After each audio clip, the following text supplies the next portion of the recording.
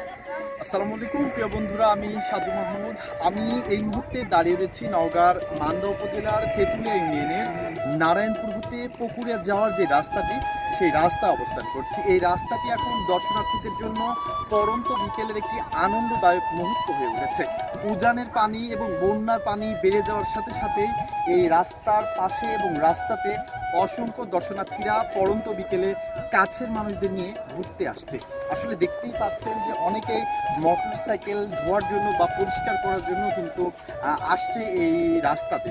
তবে এই রাস্তাটি এখন হয়ে উঠেছে নাটোরের মিনি কক্সেস বাজার। আসলে ঠিক নাটোরের মিনি কক্সেস বাজারের মতোই এই রাস্তার দুই পাশে বন্যার পানি এসে থই থই করছে এবং এই বন্যার পানিতেও অনেক কৃষক ভাইরা, জেলে ভাইরা মাছ শিকার করছে। এবং আপনাদেরকে একটু জানিয়ে রাখতে চাই, এখানে আপনার এই পড়ন্ত বিকেলে মান্দা, এছাড়াও বাগমারা, তানোর এবং মোহনপুর উপজেলার অসংখ্য যে দর্শনার্থীরা রয়েছে তারা কিন্তু পড়ন্ত বিকেলে কাছের মানুষদের নিয়ে ঘুরতে আসছে, আনন্দদায়ক মুহূর্ত অতিবাহিত করতে আসছে।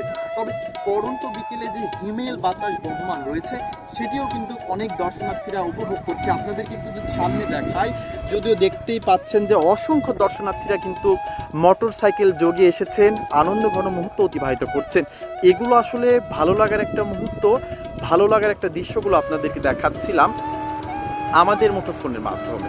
প্রিয় বন্ধুরা, কেমন লাগছিল এই দৃশ্যটি অবশ্যই কমেন্টের মাধ্যমে জানাতে করছি।